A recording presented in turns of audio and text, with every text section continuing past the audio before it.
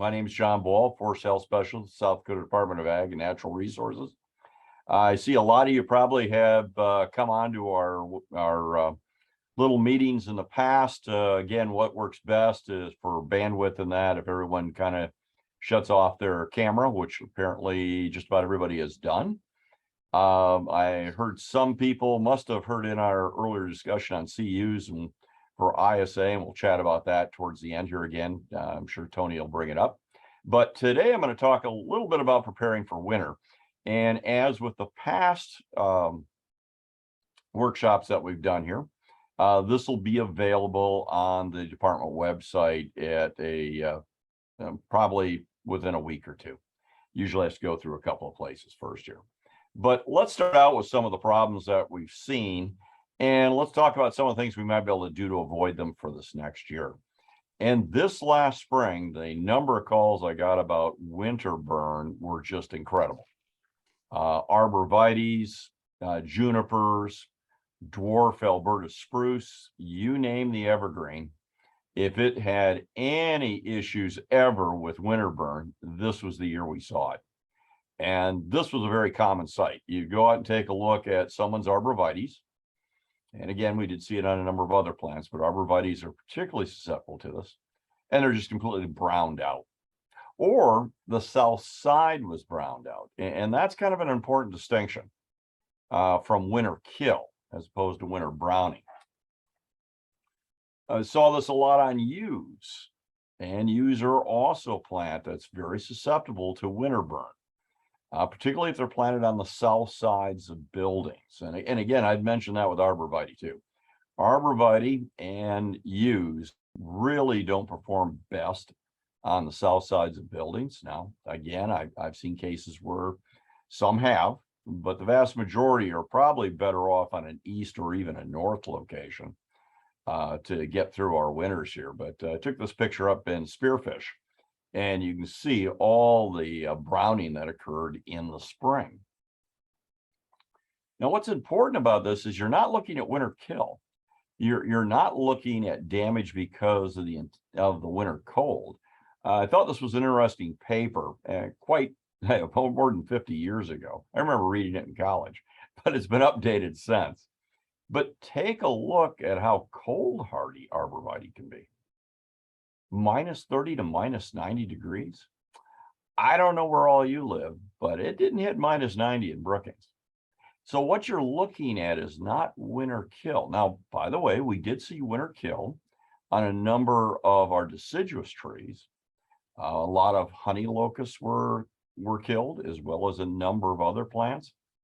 But we're not looking at winter kill in this case. What we're really looking at is winter burn. This is more of desiccation injury rather than just the intense cold itself. And so you'll notice on a lot of the arborvitae this year, the damage was more common on the south sides of the plants, and again, plants on the south side of buildings. And the reason for this is the plants were not able to move water during those warm spring days or late winter days. And as you all may recall, we actually had some fairly warm weather just a day or two quite often. In fact, I remember in April, it got up into the high 80s and then dropped below freezing in early May, and that caused some winter kill on plants. But we also had it that temperatures warmed, we had some warm winds there, but the ground was still frozen. And in some cases, the stems were still frozen. So the plants were not able to take up and move water. They essentially dried out. Now, why the damage occurred in March or April, we often didn't see this color change occur until May, when the plants were beginning to grow. And a good example of that is after Christmas in January, I took our Christmas tree, stick it outside in a snowbank. Birds like it. That stayed green until late April, and then it went brown. And it had been dead since, well, probably October. So again, when we see the symptoms is not necessarily where the problem occurred. And one of the things that led to this was a lot of the plants went into winter dry. And one of the more common things I mentioned in the fall, late summer and fall, is get out there and start watering your evergreens.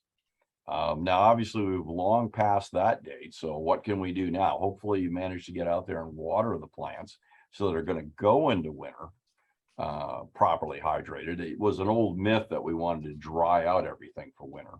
Preparing for winter takes energy, and the plants really need to have enough water so they're healthy enough to expend the energy to prepare for winter. But what can we do now to at least minimize these problems? Well, you often get this. I'm going to wrap the evergreens. Now, again, we call them evergreens because they're green in the winter, and we usually want plants to be green in the winter so we can look at them. I don't think everybody wants to go out in their landscape and look at a lot of big burlap. But I will say for some plants, they are going to need that protection, but don't wrap them like this. Tightly wrapping evergreens, you're going to trap the moisture. And what's going to happen is you're going to get ice buildup on this. So that's really not a good strategy. Not only isn't attractive, it's not a really good strategy. Again, wrapping them at all isn't a real plus, but if you do have to wrap them, a good example that you have a dwarf Alberta spruce that just winter burns severely. It gets hit by the wind, winter sun.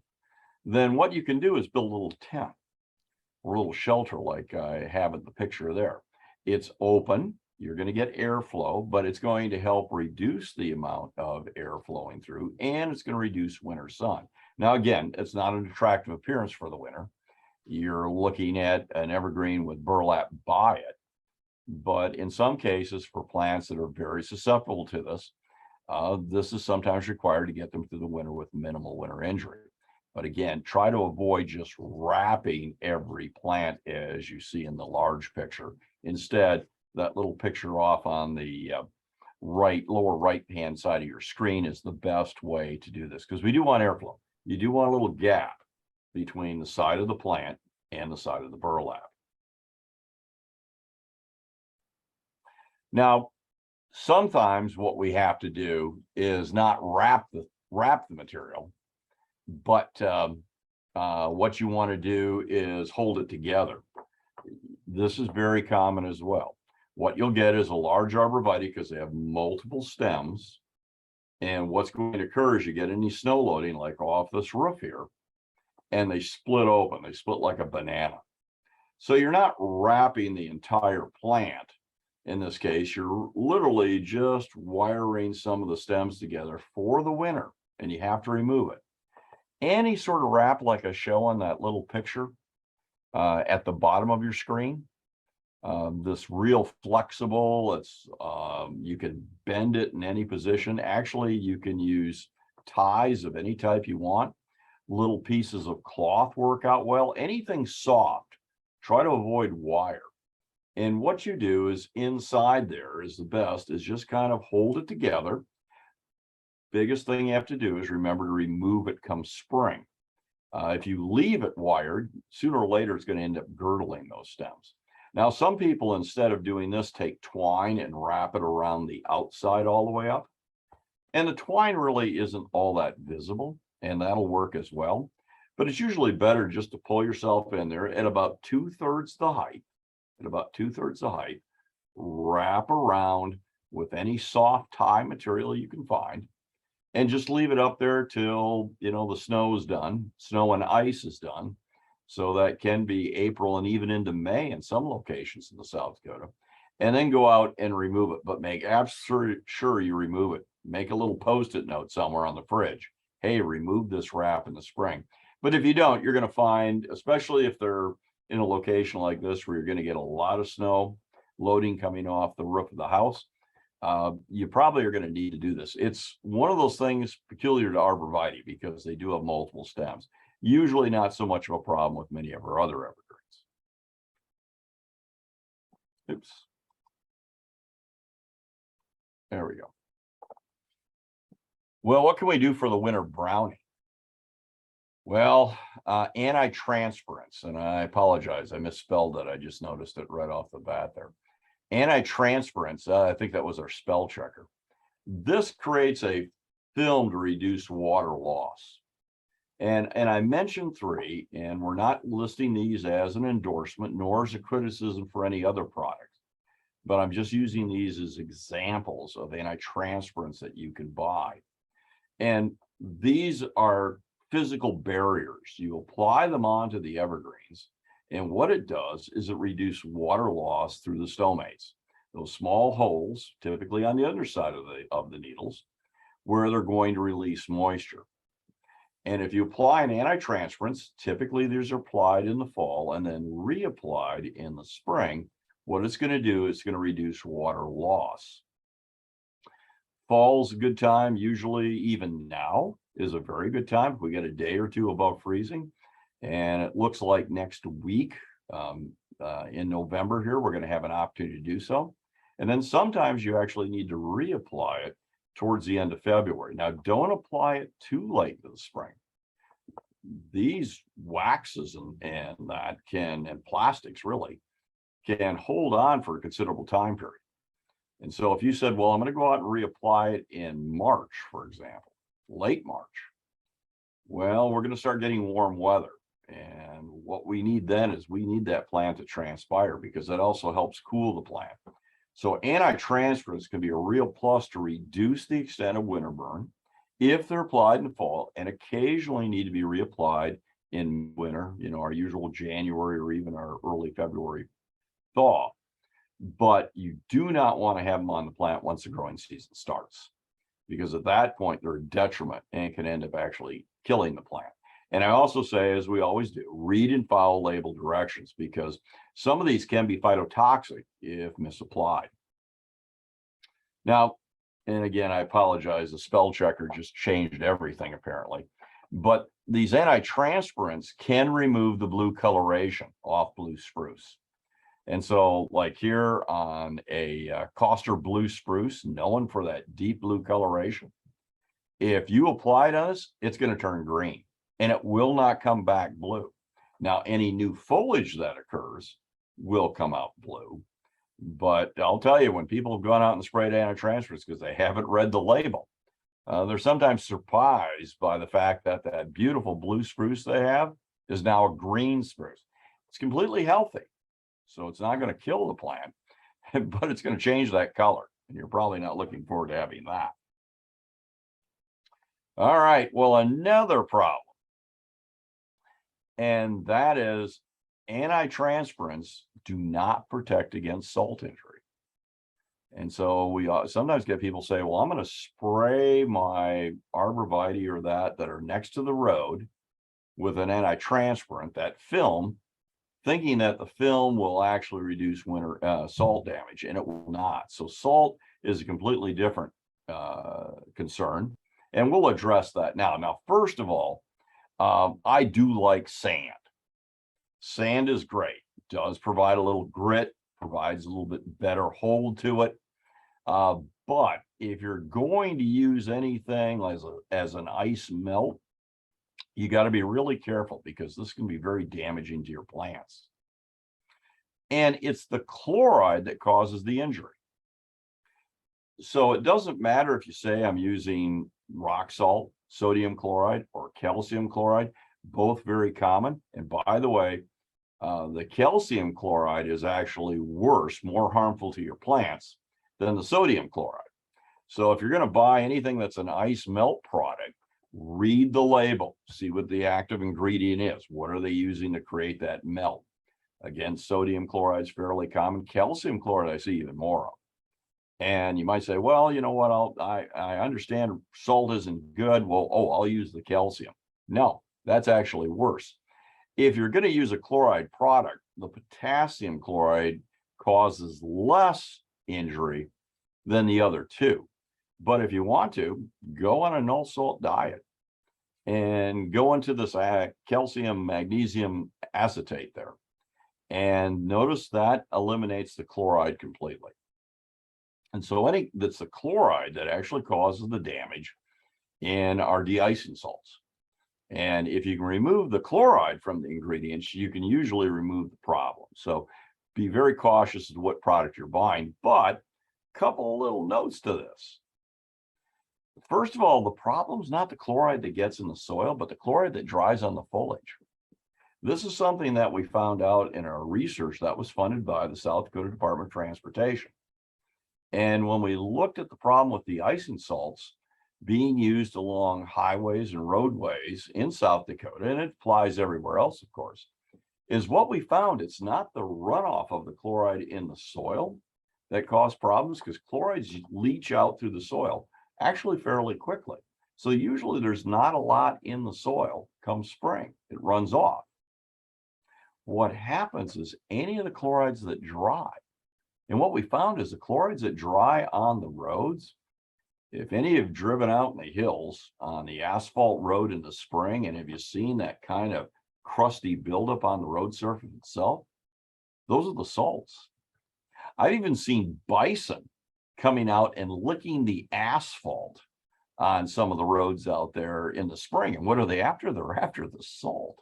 Well, what happens is that salt dries, and then as traffic goes by, it picks up that salt, carries it up into the canopy of the trees, and it dries on the foliage. And once it dries on the foliage, then it's absorbed and is very toxic. So when we notice damage on plants from de-icing salts, it's not commonly through the root system and pulled up in the foliage. It's actually on the foliage and is absorbed into the plant.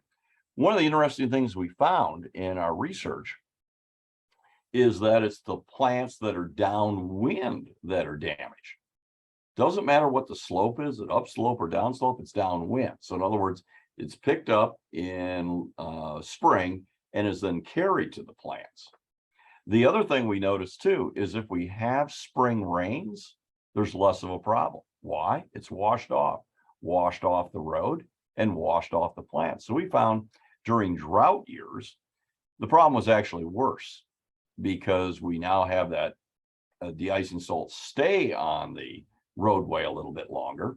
And of course, it's going to stay on the foliage. So one of the things you can do with the plants, if, for example, you say, well, I've got evergreens that are planted along the edge of the road, and we're talking small evergreens, and in your home landscape, all I do is in the spring, just hose them down.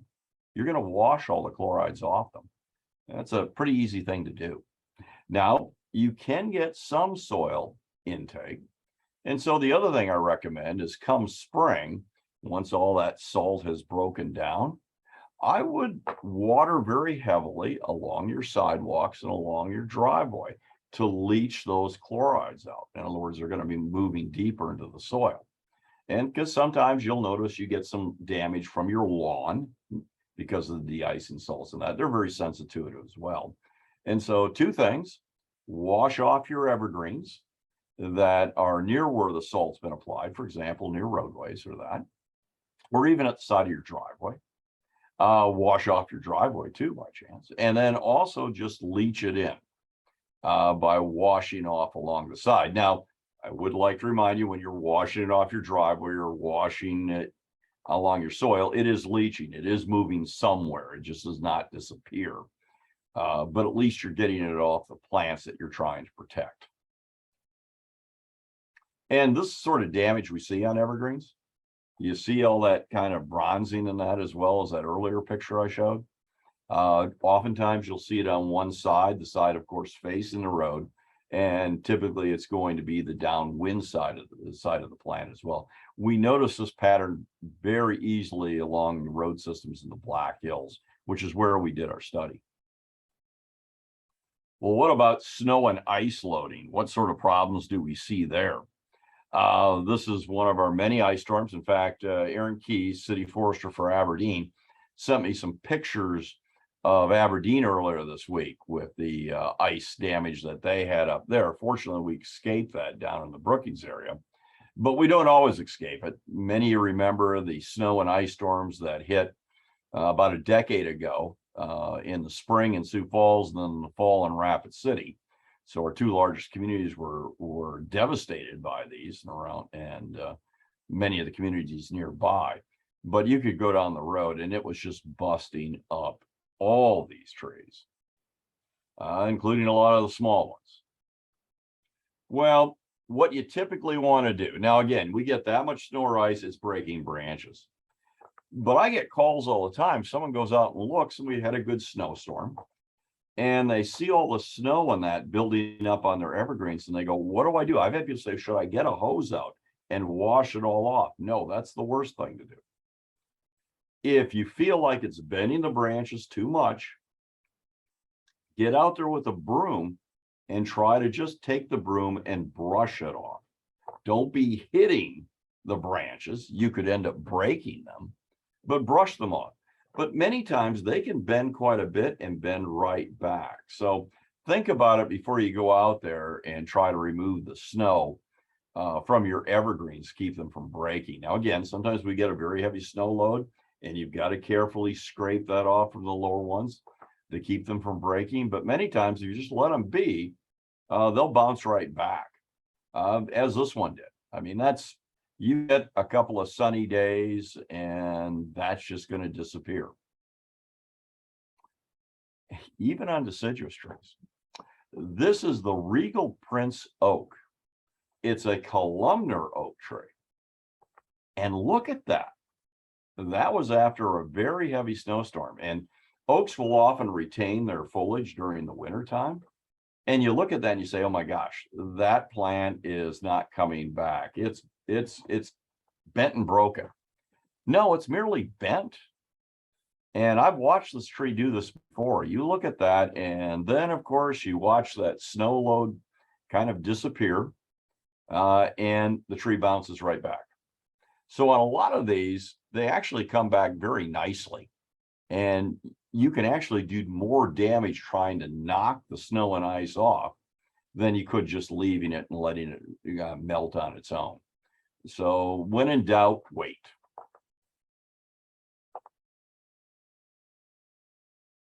Well, the other problem we have out there is Southwest disease.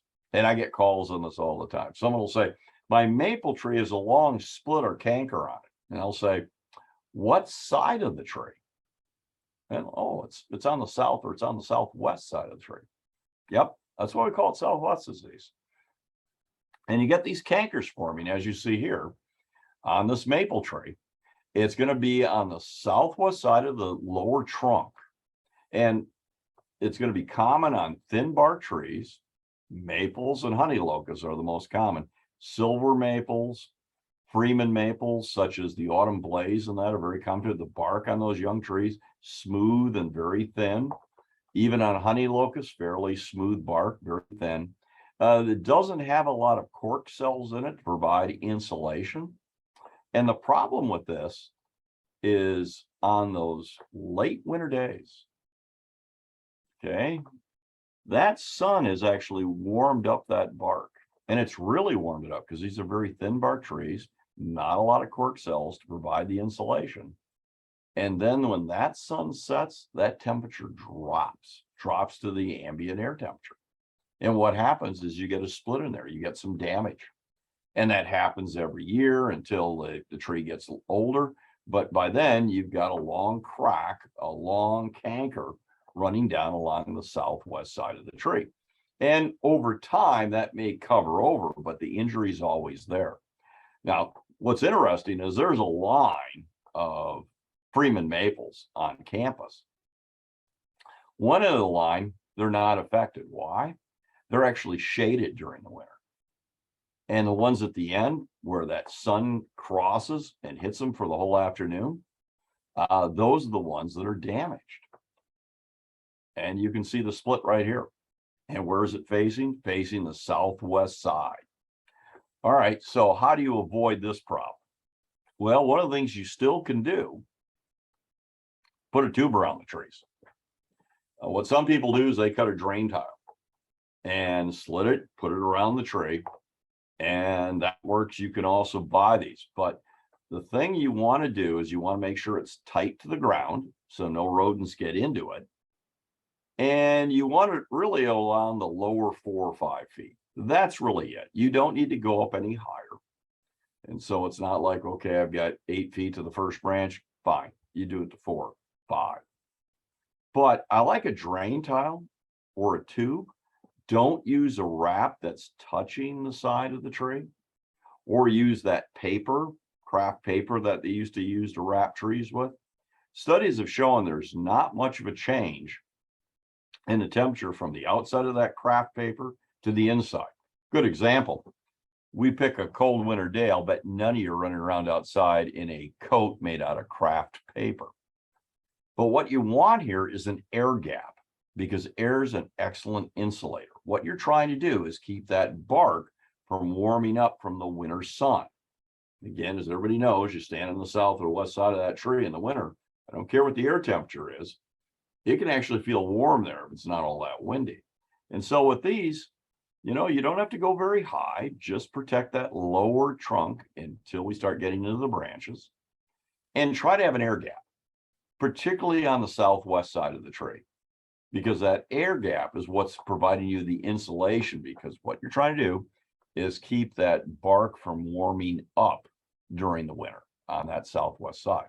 Now, once the trunk's about 4 inches, that tree guard's no longer needed for the winter. And the reason I have that in italics is I do want to remind everybody that this has to be taken off once spring occurs. Don't leave it on there. That's not a tree tube, tree guard. And sometimes people say, well, I'm just going to leave it on year round. Sooner or later, that's going to be touching the trunk of the tree. And then you're going to end up girdling the tree. So do remove it. You're not going to have to put it on for very long, a couple of years, maybe 3, maybe 4, 2 to 4, let's call it. And it'll be large enough then that it'll have enough cork cells that'll provide insulation. And you won't see this. But if you don't do it when the tree's young, once that split starts, it can continue. Well, what about animal damage? You know what? That's going to help. That tube is going to protect it from a lot of animal damage. This is a small apple tree, and had they put that tube around it flush with the ground, they could have avoided the bunny damage that you see here. And you see the little bunny pellets down there at the base as well. And so let's talk about animal damage that we often see with winter. First of all, voles. Look at that juniper. And you see all those dead patches in that juniper?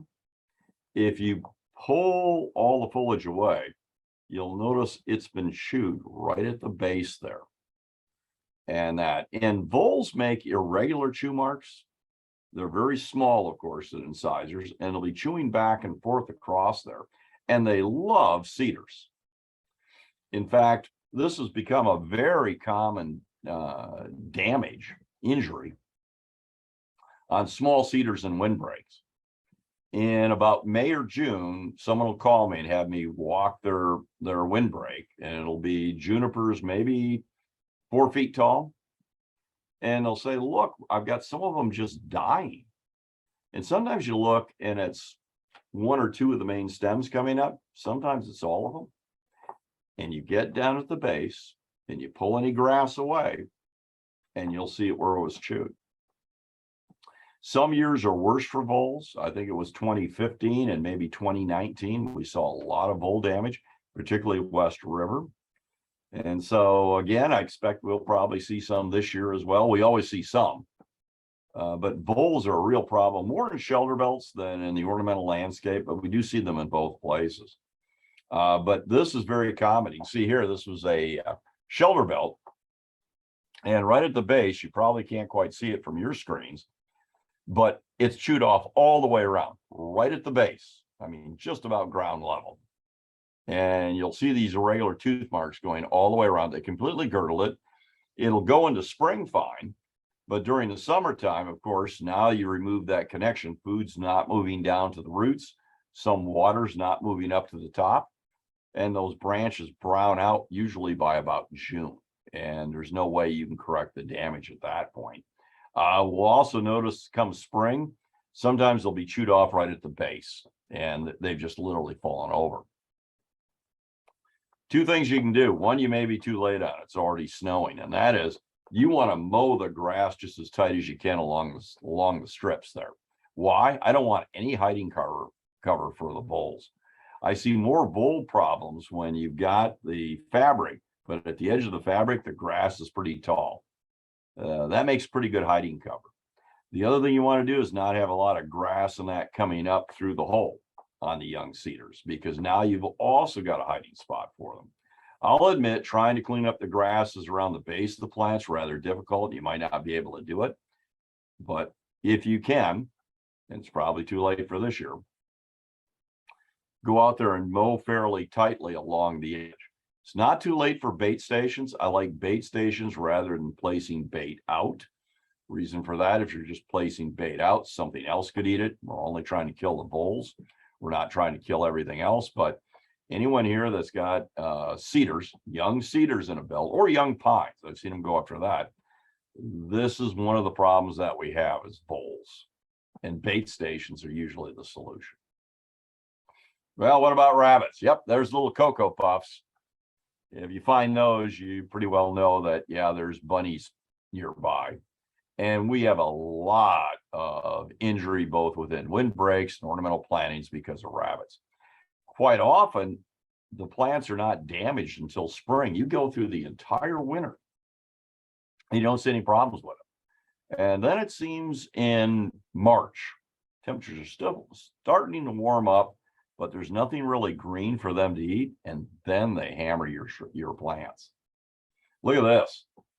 Very common. Notice it's not at the base. We're not looking at voles here. And it's just about, you can see probably where the snow line was.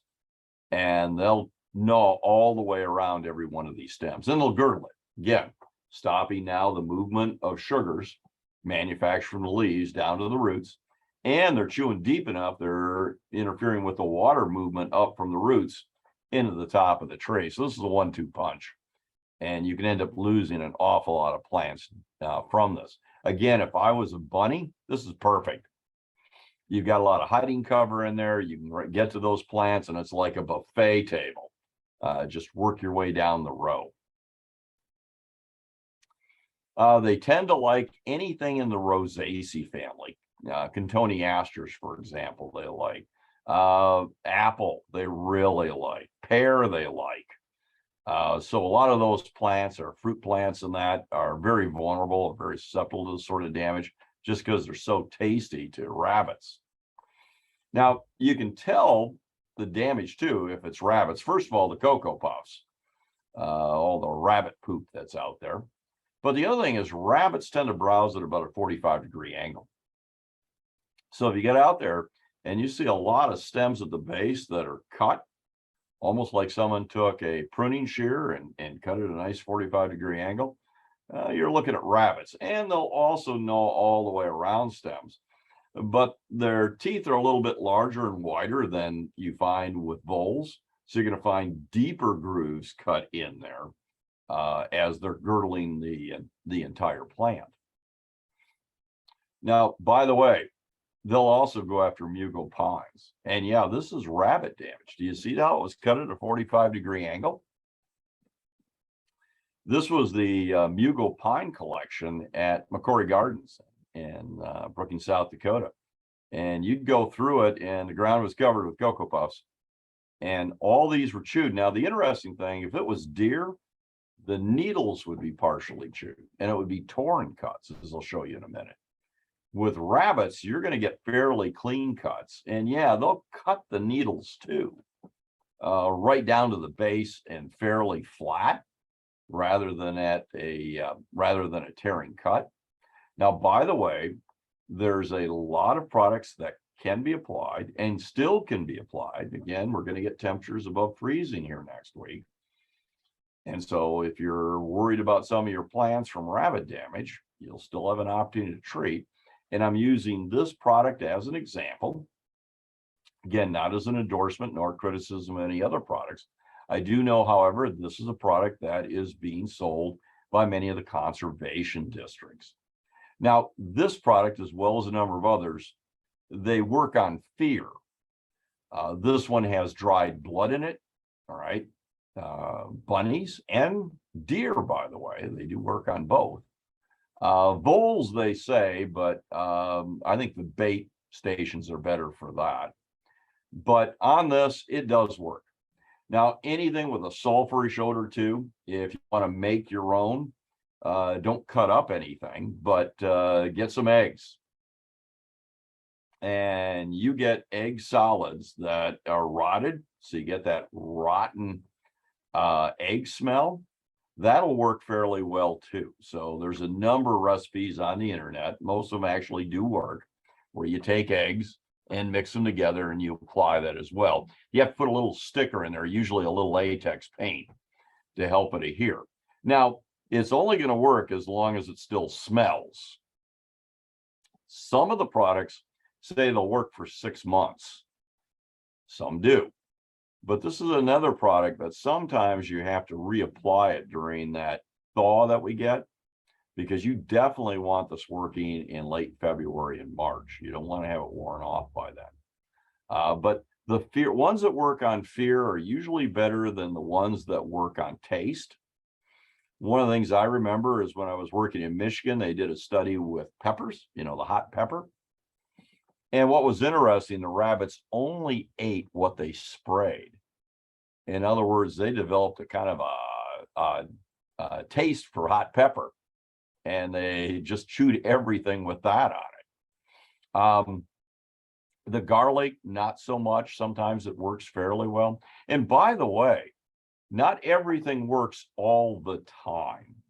What you'll often find is they'll say, mix it up, use this product this year, use another product the following year. But in general, if you haven't tried anything that works on fear, in other words, anything containing dried blood, for example, in that, is going to work better than almost anything else. But again, there's a lot of different products out there. Now, by the way, that also works for deer. Not as well as for bunnies, but it does work. And so anything that works on fear for deer can be something worth doing. Now, I will say with deer, one of the problems is if deer are used to going into the area and now you're going to spray, they may ignore it. They already decided that's their turf and they don't see what's changed in it. But it's usually best to stop deer from utilizing that area to begin with. Now, notice with deer damage, and obviously this picture's during the growing season, you'll find torn shoot tips. They tend to tear them rather than cut cleanly, as bunnies will do. And that goes right down to evergreens. This is deer browsing on Austrian pine. And notice that rather than that picture I showed earlier with the rabbits, where it was right down to the base of the needle and it was cut cleanly, almost like they took a little pair of scissors to it. When deer are browsing on pines like this, notice it looks more like they grabbed them and pulled. They kind of tore them as they were feeding, and you usually don't find where they bit off the whole shoot. And so you can find deer also going after evergreens. It's not always their preferred food, but during the winter, they'll sometimes go for it. Deciduous plants all the time. Look at this. This is ash and a windbreak. And there's oak in there too. Deer love ash and oak. And they'll literally browse them and they'll be shrubs unless you protect them. Particularly if they're near an established cedar belt. So now you got winter cover that they can move out. Oh, and look at this. This is a Meyer spruce, one of my favorite plants. But this is actually older than it looks. The deer love these things, and they'll browse them, and they'll keep them like beach balls. If you say, boy, I really like an evergreen out in my windbreak that looks like a beach ball, plant these next to a cedar belt. So you got a place for cover for the deer, and they'll move out, and they'll just be happy as could be, browsing the tips off these things. And I get people say, well, it never grew. And you look at it, and it's been browsed every year. Now, by the way, they'll also browse white spruce. That, I think it was about a 6-year-old white spruce. And they were just perfectly round. Looks like someone had just gone through and sheared every one every year. And someone did, it was Bambi. And so, yeah, we can have problems with evergreens. And again, the solution there, other than using firearms or tall fencing, is to spray. And try to spray before they get used to feeding on them. It's a lot harder to break that tradition, if you will, because they know, wait a minute, it smells different, but these have always been safe to feed on before. it's better to spray them to begin with, and then they get, okay, something's here, I better move. By the way, deer like deciduous too. And look at this. That's a bur oak. Remember, deer love bur oak. It's just one of their favorite foods, and green ash and honey locust. Excuse me, and hackberry. Apologize. Hackberry, bur oak, and green ash. They're yummy. And they've just browsed the tops off these things. Now, you're looking at the top of a tree in a tree tube. Now, remember, the function of tree tubes was to protect them from deer, and they can, but not a 4-foot tube. Deer can reach it. This was an incredibly well-maintained shelter belt. Look at the strips. They've done a great job. In the background, you see cedars, and the cedars were doing fine. There wasn't a lot of deer pressure on that, but everything else in this belt, deer were after. And if you looked at the hackberries and the bur oaks that they didn't put a tube on, those plants, which are what, 5, 6 years old, were about 6 inches tall. The deer browsed them. And then you went out and looked at them, and if the trees were in 4-foot tubes, all the tops were heavily browsed. 4 foot's not a problem for a deer. But the 5-foot tubes, the trees look great.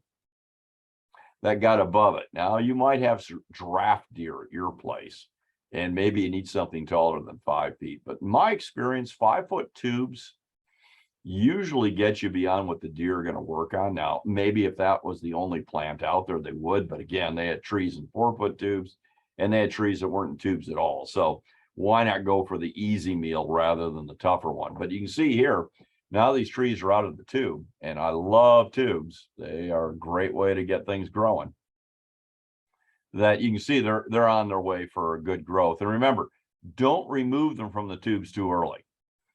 Too often people will say, well, it's starting to get above the tube, I'll take it off. And the stem cannot tolerate the wind very well, and it'll bend right over. And by the way, the deer will go after it. I want this tree to be quite a bit taller, almost filling that tube before I go out and remove it. But if you say, what am I going to do about deer? Small plants, spray with a repellent. Okay, again, one that works on fear. Same thing you'd use for rabbits. And then for the larger plants, you might say, you know what, I'm going to tube them. And obviously you're doing that when you planted them quite often, or within a year or two. Keep the tube tight to the ground so you don't get voles coming up underneath it. And you know what, they'll get big enough and woody enough, and the deer will leave them alone. Except if they rub them. And there's nothing we're going to have for that. You know, that's where firearms tend to work best. But you know, they do tend to love those trees.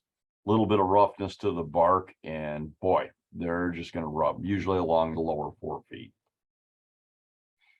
Well, we got to talk about squirrels too. Not that you can do much about them, but just the damage that they do. And you can see here, the ground was covered. This was before the snow, with all these shoot tips. Squirrels nip off the shoot tips on pines. Now, by the way, pines actually have a lot of sugar in them. Maybe that's what they're after, rather than just doing something to annoy you. But yeah, you look and they'll do that. And if you go now on the ground, you'll see them, and they're all cut off at about that 45-degree angle, almost like a rabbit. But since nobody has rabbits 40 feet tall that I know of, well, squirrels are doing this, and they're up there and they're nip at the top, and you'll find a lot of cones shredded off as well, and they're scattered all over the ground. Some trees they seem to go after every year. They must be the sweeter trees. And some trees they tend to avoid. But these pesky squirrels do more problems that are actually real damage, usually going out there and nipping some of the evergreens. Doesn't cause anything other than mild curiosity. People call me and say, why am I finding all these little tips on the ground? But the real damage they do is to our deciduous trees. And a lot of that does occur during the winter. So you might want to keep your eye out for it, though I don't have a good solution. Most of these repellent products don't say anything about squirrels, particularly since you'd be spraying fairly high into the tree to have any effect. But look at this. Do you see where the squirrels have chewed that? Squirrels love hackberry again. It's one of their favorites. Hackberry, oak, basswood, lindens. Basswoods, lindens are great, but boy, do they love hackberries and maples and oaks. Those all tend to be some of their favorites. You'll also see elms. Elms are somewhat closely related to hackberries, so you'll also see damage on those. So those are kind of the big ones. You don't see it as often on other species. But in this case, they've gone through and chewed that whole piece there. And look at this. This was down by Yankton. And I got this picture from someone down there that sent it to me and showed just what was going on in their elm trees. That literally the elms had been just gnawed away like this all the way up and down, and it's killed the tree.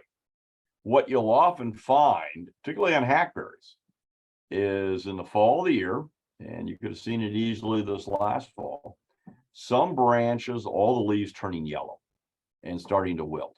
And just a branch here and a branch there throughout the entire canopy tree. And if you got up into that tree, you would see where they had been girdled. In fact, those same branches had been chewed on for several years in a row. Now, there's a lot of theories as to why they do this, and they tend to go after the trees more often in late winter than other times of the year. So we don't know absolutely why. There's, like I say, a number of ideas as to why they do it, but they do it. And they do have their favorite trees. So, other than being on the lookout or trying to put something to keep them from going up in the tree, there's not much you can do. But I will tell you, you string a bird feeder in this tree, now you've made it a squirrel magnet. And sometimes people have found their problems started when they started hanging bird feeders in there, because now you're bringing the squirrels there, and the squirrels aren't going to say, hey, I like all these seeds, I'm going to avoid the tree. Nope. They're going to say, come spring, maples are sweet then, some of the others, they're going to move the tree and gnaw the heck out of it, and you'll end up losing some branches. Well, so with that, and as I said, we usually try to finish up here on time. You all have busy schedules. We've gone to an every other month for the winter. And so we won't be chatting with you in December. Hopefully everybody's going to have a great holiday. But we'll be back in January with another edition of our Forest Health Zoom series. And then we'll be doing one in March. And after that, we'll go back to a monthly basis. There's always something going on. We're never short of material for this. So I'll say thanks for listening to this one. If Tony's been able to get on, I'll let him do any closing comments. Tony, were you able to get back on? I'm back, Dr. Ball. Can you hear me? You can hear you loud and clear. All right, maybe you can see me too. Great. Yep. Well, thank you so much, Dr. Ball. Thank you, everybody. We had almost 70 people in attendance today, so that's wonderful. From Dr. Ball and myself, I want to say thank you very much for your participation and your interest in the Forest Health Workshop series this year. As he mentioned, we'll be ready to go in 2023 with new topics to keep you current on forest health in the state of South Dakota. Please do make sure to put any credentials for Society of American Foresters or International Society of Arboriculture credits in the chat box. I did see a couple questions, at least one pop through. I know we have some time there. As far as the recording go from the past few meetings, those will be posted on the department's YouTube page, hopefully by the end of December. There's been some editing issues, some technical difficulties getting the files transferred. So we're working our darndest to get those done here in the next month or so, so that all 7 episodes of the 2022 Forest Health Workshop series will be available. Another question I had here, Dr. Ball, was why is Myers spruce one of the favorite trees of deer? Right, and thank you, Tony. I saw that question. I was hoping we'd be able to get to it. And here's the reason I like Myers spruce. And again, there are no perfect trees. I think it's a good one. And the reason why is Meyer spruce has a lot of the characteristics we like from a evergreen. It can have a nice blue coloration. As blue as some of our blue spruce, now not the Coster blue, but it has that color that people like.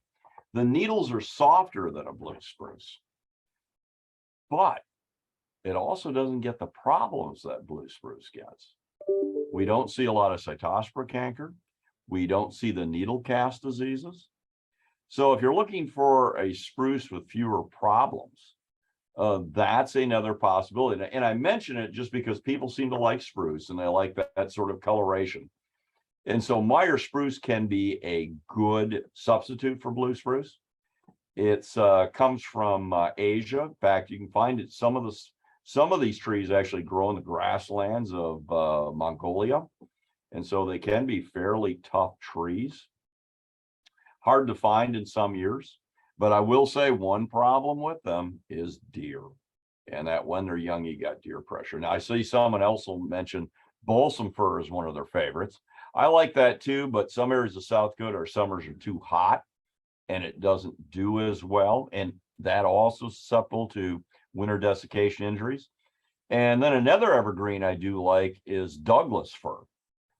And Douglas fir is one tough tree. It was used a lot in our state up until about 40 years ago. And I know Blaine and John, they both used to work at the Big Sioux Nursery. We chatted about that a number of times. Why did people quit? I mean, you can find it in a lot of the old cemeteries up in the northeast part of the state even. I mean, there's a huge one in Lemon, South Dakota, for example. So Douglas fir is another one of my favorites as well, and it makes a nice tree. And then I'll end with this one, Tony, because we're coming up right to time. If anyone's looking for a Christmas tree in their house, I don't think there's anything better than a Fraser fir. Balsam fir would work as well. They both have a very soft needle. They both have a lot of fragrance, but I'll tell you the one great thing about a Fraser fir, you can put it up at Thanksgiving, take it down in mid-January, and it won't have dropped a needle. They have some of the best needle retention we have of any of the evergreens used as Christmas trees. So you'll probably all be out shopping, I hope, for a real Christmas tree this year. And if so, Fraser fir is one of my favorites for that. So with that, I'll end and turn it back to Tony. Awesome. Thanks, Dr. Ball. I haven't seen any more questions roll through. If questions do pop up, you have our contact information. Please feel free to send them out. We're also always interested in new topics or ideas for episodes of workshops. So feel free to send those ideas to us as well. That will conclude this year's Forest Health Workshop series. I hope everybody has a great holiday season. Anybody out there chasing deer in the next week or two, good luck to you. And we'll catch you guys in January.